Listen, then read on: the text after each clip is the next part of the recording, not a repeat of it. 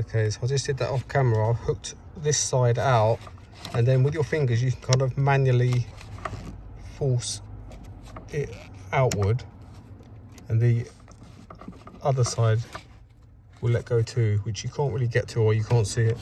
As long as you get the front one loose, then you can unhook it. So now that hinge is down, and then I've got like a 10mm. Is it a 10mm nut?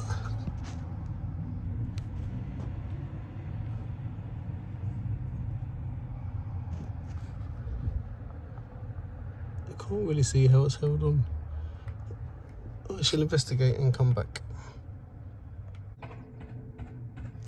Alright, so it's pretty weird. To release the battery cable, first of all you have to get that lid unhooked so it hinges down.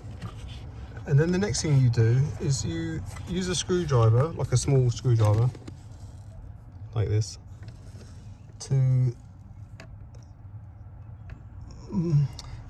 move the two clips here that are holding the red wire. And you just basically like prise them apart so that you can move this forward, and then it's just an interference fit on the stud. So now I'm just going to pull this forward, wiggle it. I think I had to go in the side here with a screwdriver and just move that forward.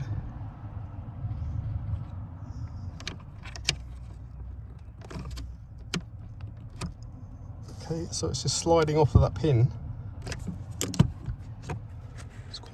It's quite long, look. Okay, now I can really grip it. Yeah, okay, it's off. So that battery connector just, I don't know, slides onto that post. Obviously make sure your main car battery is disconnected before you do this.